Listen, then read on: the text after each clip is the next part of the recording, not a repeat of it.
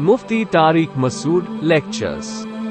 جب آپ جہاد کرتے ہو تو شریعت نے حکم دیا ہے کہ عورتوں بچوں کو قتل نہ کیا جائے، لیکن جب بھی بم گرے گا آپ نے نشانہ تو دشمن کے فوجیوں کو بنایا، لیکن بم کے دھوئیں اور چھرے کہیں نہ کہیں تو پہنچیں گے۔ بم تو یہ تھوڑی دیکھتا ہے کہ بھئی ادھر پھٹنا ہے، یہ ادھر ادھر دائیں بائیں اگر کوئی بے گناہ لوگ گزر رہے ہیں تو ان کی قریب سے گزر جانا ہے۔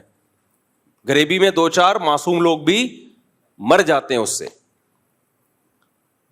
تو انسانیت قتل ہوتی ہے، اس میں لوگ معذور ہو جاتے ہیں، گھر اجڑ جاتے ہیں۔ تو اس لیے علماء جو اصول فقہ کی کتابیں جنہوں نے صدیوں پہلے لکھی ہیں وہ کہتے ہیں جہاد میں تو خون خرابہ ہے اور اللہ کو زمین میں فساد پسند نہیں ہے، کسی بھی درجے میں پسند نہیں ہے، لیکن یہی جہاد بہت بڑی عبادت ہے جب فساد ختم کرنے کے لیے ہو، جب فساد ختم کرنے کے لیے۔ کیوں؟ وجہ اس کی یہ کہ اگر یہ جہاد نہیں ہوگا تو خون خرابہ رکے گا تھوڑی، اس سے بڑا خون خرابہ ہوگا۔ ابھی قریب میں اس کی مثال ہے، انہوں نے فائرنگ شروع کر دی، میزائل داغنا شروع کر دی ہے۔ ہم اگر کہتے بھائی جہاد تو فساد ہے، ہم اگر بم برسائیں گے ماریں گے تو یہ نہ ہو جائے وہ نہ ہو جائے، تو بہتر یہی ہے کہ کچھ نہ کیا جائے، تو ادھر کچھ ہو نہ ہو، ہم اب تک اس دنیا کی مارکیٹ سے شارٹ ہو چکے ہوتے۔ تو اگر دشمن کا شر ویسے ہی ٹوٹ گیا، سلو ہو گئی اور دشمن نے ہتھیار ڈال دیے، تو شریعت بلا وجہ لڑائی کا حکم نہیں دیتی، بلکہ جہاد کے بارے میں جب ہم اصول فقہ کی کتابیں پڑھتے ہیں تو اس میں لکھا ہوا ہے کہ جہاد بذات خود، یعنی اول نظر میں دیکھا جائے، اول نظر میں، میرے اتنے سے بیان کو کلپ کاٹ کے نہ کوئی بنا دے، اتنی سی بات کو نہ چلا دیتے ہیں لوگ، پوری بات نہیں کر رہے ہوتے۔ پہلی نظر میں اگر دیکھا جائے تو فساد ہے، اس میں کوئی ایسا کام نہیں ہو رہا جو اللہ جس کو پسند کرتا ہو، مار کٹائی قتل و غارت، معصوم لوگوں کی جانیں بھی جاتی ہیں۔ جہاں جہاد کا فائدہ ہوگا جہاد کیا جائے گا، جہاں فائدے کے بجائے نقصان ہو نہیں کیا جائے گا۔ ہمیں نبی سے جہاد کرنا بھی ملتا ہے اور جہاد کو ڈیلے کرنا بھی ملتا ہے۔ صلح حدیبیہ بھی ملتی ہے جس میں آپ نے لڑائی کو ٹالا ہے، اور فتح مکہ بھی ملتا ہے جس میں خود آپ نے حملہ کیا، اور غزوہ احد بھی ملتی ہے جس میں صرف ڈیفنس پہ اکتفا کیا ہے غزوہ احزاب میں۔ تو جہاں صرف ڈیفنس کرنا ہے، آپ سمجھتے ہو صرف ڈیفنس سے کام چلے گا، وہاں ڈیفنس کیا جائے گا۔ جہاں بڑھ کے حملہ کرنا ہے وہاں بڑھ کے حملہ کیا جائے گا۔ جہاں دونوں سے نقصان ہو وہاں دونوں ہی نہیں کرنے، کیونکہ مقصد نہیں ہے جہاد، مقصد کیا ہے؟ دین کا غلبہ۔ تو وہ جو سوٹیبل طریقہ، جہاد کا انکار نہیں کرنا ہے۔ کہیں بعض فلاسفر ایسے ہیں جو ایکچولی کر کے جہادی کا انہوں نے بیڑا غرق کر دیا، تو جہاد کا انکار تو کفر ہے۔ یہ کہ سوٹیبل جگہ، سوٹیبل ٹائم، یہ ساری چیزوں پہ غور کر کے۔ یہ کچھ لوگ جہاد کے بالکل ہی منکر ہیں اور کچھ ایسے ہیں کہ ہر جگہ بم پھاڑنے میں لگے ہوئے ہیں، وہ یہ دونوں غلط ہیں۔ وہ دیکھتے ہی نہیں کہ اس کا نتیجہ کیا نکلے گا، وہ کہہ رہے ہیں نتائج کے ہم مکلف نہیں ہیں۔ جب ان کو کہا جاتا ہے بھائی یہ کون سا طریقہ ہے جہاد کا، ہر جگہ ہی بم پھاڑ رہے ہو، کہہ رہے ہیں بھائی نتیجہ کیا یہ اللہ نکالے گا، ہم اعمال کے مکلف ہیں۔ نا نا نا نا نا نا، کچھ اعمال ایسے ہیں اس میں ہم نتیجے کے بھی مکلف ہیں۔ دیکھو ایک آدمی سردیوں میں برف کی دکان کھول کے بیٹھا ہوا ہے، سردیوں میں کیا کر رہا ہے؟ برف کی دکان۔ بے روزگار آدمی، کوئی جاب نہیں مل رہی تھی، برف کی دکان کھول کے بیٹھ گیا۔ اس سے کوئی کہہ رہا ہے بے کم بخت، تو کوئلے کی دکان کھول کے بیٹھتا نا، انگاروں کی تو چل جاتی سردیوں میں، برف کی دکان کھول کے بیٹھا ہوا ہے۔ وہ جواب میں کہے ہم اسباب کے مکلف ہیں، نتیجہ کس کے ہاتھ میں ہے؟ اللہ کے۔ تو یہ دلیل صحیح ہوگی؟ اس کو بولا جائے گا بھائی کاروبار خود مقصد نہیں ہوتا، کاروبار سے مقصد پیسہ ہوتا ہے، تو وہ کام کرو جس میں پیسے کی امید تو ہو۔ گولا گنڈا بیچ لیتا شاید چل جاتا، ٹھیک ہے، تھوڑا بہت۔ کچھ بیوقوف ایسے ہوتے ہیں جو سخت سردی میں بھی گولے گنڈے کھا رہے ہوتے ہیں۔ آئس کریم چل جاتی، برف کون خریدتا ہے یار؟ یا خریدیں گے بہت تھوڑے لوگ، تیرا خرچہ زیادہ ہوگا اور انکم کم ہوگی۔ تو ایسا ہی جہاد ہے، ایسا ہی تبلیغ ہے، اس میں مقصد کہ کوئی اس کا پازیٹیو ریزلٹ نکلے۔ تو اب علماء اگر مندر میں جائیں تبلیغ کی نیت سے تو یہ جائز ہے، کیونکہ مندر میں جانا حرام لعینہ ہی نہیں ہے، حرام لغیرہ ہی ہے۔ کسی اور وجہ سے ناجائز ہے کہ آپ ان کو پروموٹ کر رہے ہو, آپ ان کی عبادت میں شریک ہو رہے ہو, آپ کے عمل کو دیکھ کے لوگ کیا کریں گے, شرک پھیلے گا. اگر یہ سب چیزیں نہیں ہیں بلکہ ایک پیغام جائے گا امن کا کہ بھائی جیسے تمہارے ہاں ہندو محفوظ ہیں, ہمارے ہاں انڈیا میں بھی مسلمانوں کو محفوظ ہونا چاہیے, تو یہ کام جو کبھی لغیری ہی تھا اس نیت سے حسن لغیری ہی بن جائے گا. تو حسن لعینہ ہی, حسن لغیری ہی اور قبیح لغیری ہی. ایک کام ہوتا ہے حسن لعینہ ہی, وہ حسن ہی رہے گا, اچھی نیت سے یا بری نیت سے وہ خراب نہیں ہو جائے گا. ایک کام ہوتا ہے قبیح لعینہ ہی, جیسے شراب پینا یہ قبیح لعینی ہے, یہ اچھی نیت سے حلال نہیں ہو جائے گا. کسی کا حرام پیسہ آپ نہیں کھا سکتے, یہ پابندی ہے, اللیگل ہے. آپ کو یقین ہو کہ میرے حرام کھانے سے کروڑوں لوگ اسلام میں داخل ہو جائیں گے, بھائی ہو سکتا ہے وہ اسلام میں داخل ہو لیکن آپ جہنم میں جاؤ گے. مشرکین مکہ کیا کرتے تھے, صحابہ کرام کو انہوں نے مکہ سے نکال دیا اور مکہ سے دربدر کر دیا. اس کے بعد صحابہ کرام کو پھر جب جہاد کا, پھر ان پہ حملے بھی کرتے تھے. صحابہ کرام جہاد کرتے, لڑائی کرتے اپنے آپ کو, شروع میں تو دفاعی لڑائیاں ہوئی ہیں. تو مشرکین مکہ کہتے دیکھو, حج تو ابراہیم علیہ السلام کے دور سے ہو رہا ہے نا, مشرکین مکہ کہتے دیکھو ہم کتنے نیک ہیں, ہم مسجد حرام کی تعمیر کرتے ہیں, حاجیوں کو ہم پانی پلاتے ہیں, اللہ کے گھر کے ہم رکھوالے ہیں, تم تو مدینہ میں رہتے ہو اور لڑائی کے علاوہ تمہارا کوئی کام ہے نہیں.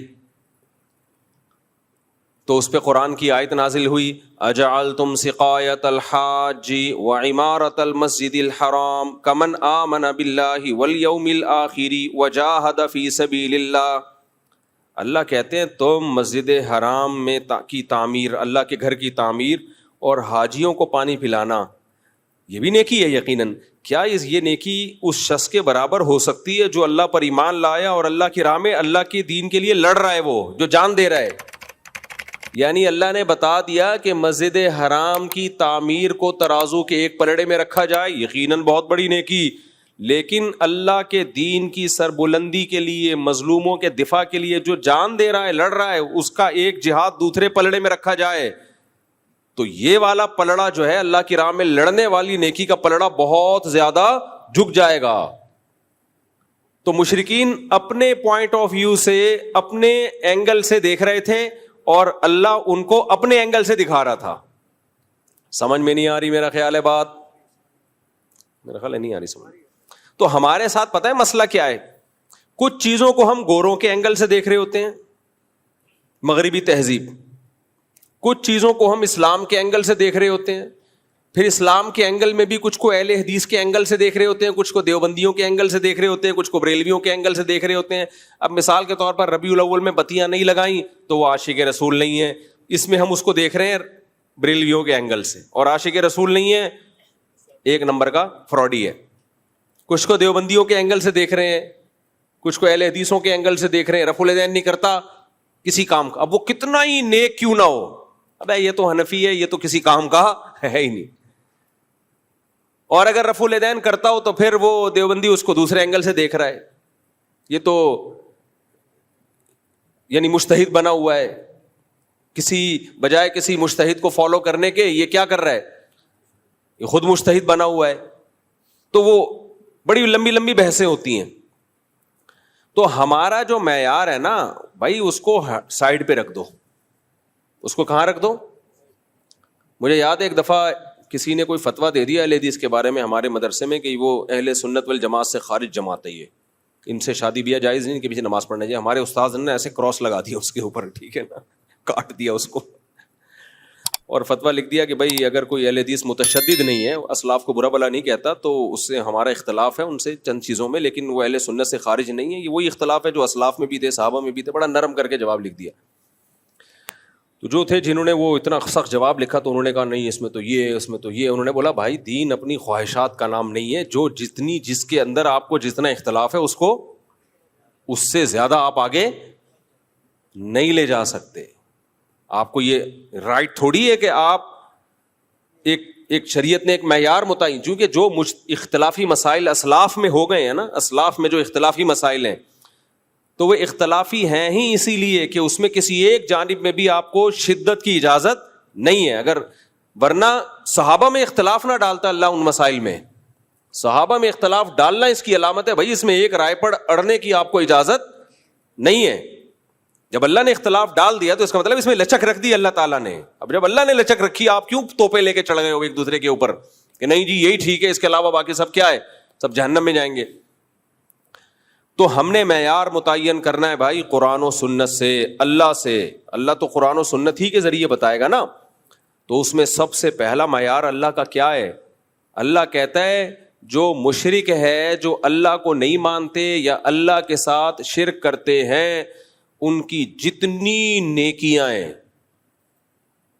ہر وقت لوگوں کو کھانا کھلاتے رہیں, لوگوں سے اچھے اخلاق سے بات کرتے رہیں.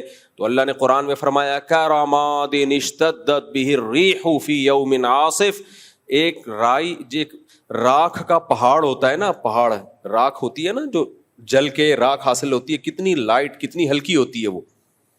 اس کا پہاڑ ہو تو دیکھنے میں تو لگے گا بڑا وزنی, لیکن آپ پھونک ماریں گے وہ پہاڑ اڑ جائے گا. تو اللہ نے کہا کہ تم چونکہ اپنے اینگل سے دیکھ رہے ہو چیزوں کو, اس لیے تمہیں جو مشرک اور کافر لوگ ہیں ان کے عمل دیکھنے میں بہت اچھے لگیں گے. انہوں نے اسپتال بنا دیے, انہوں نے انسانیت کی ایسی خدمت کی, لیکن وہ وزن میں میرے نزدیک بہت ہلکے ہیں. قیامت کے دن جب ان کو ترازو میں رکھا جائے گا, ان کا ایک پھونک ماریں گے اور وہ اڑ جائیں گے. اللہ نے یہ نہیں کہا کہ ان کا وزن ہے ہی نہیں, بلکہ اللہ نے کہا ان کا وزن بہت ہلکا ہے. وہ اس قابل نہیں ہے کہ ان کو بخشوا دے. ہاں اس قابل ضرور ہے کہ عذاب میں کمی کا ذریعہ بن جائے, اس قابل ضرور ہے کہ عذاب میں کمی کا ذریعہ, بخشوا نہیں سکتا ان کو. اور اللہ کی نظر میں جو سب سے بڑی نیکی ہے وہ کیا ہے؟ توحید, اللہ کے وجود کو ماننا اور اللہ کو ایک سمجھنا. حالانکہ انسانیت کی نظر میں تو کوئی یہ بہت بڑی نیکی نہیں ہے. اب یہاں ایک سوال پیدا ہوتا ہے کہ اللہ نے یہ اینگل رکھا ہوا کیوں ہے؟ اللہ تعالیٰ اس اینگل سے دیکھتا کیوں ہے؟ یعنی یہ کیا بات ہے کہ آپ اگر مشرک ہیں, اللہ کے ساتھ شرک کرتے ہیں, یا اللہ کے وجود جیسے ملحد اور ایتھیسٹ لوگ خدا کو مانتے ہی نہیں ہیں, وہ کہتے ہیں ہی نہیں ہے, سب آٹومیٹیکلی خود بخود سب کچھ چلا آ رہا ہے. سوال یہ پیدا ہوتا ہے کہ پھر ایسا وجہ کیا ہے؟ اللہ نے اتنا مضبوط موقف کیوں رکھا ہوا ہے, جس کو میں اپنی زبان میں موقف کہہ رہا ہوں. اللہ کی طرف موقف کا لفظ کی نسبت نہیں کی جاتی, لیکن آسان لفظوں میں سمجھانے کے لیے کہ ایسا کیوں اللہ نے یہ نظریہ ہے کہ بھئی یہ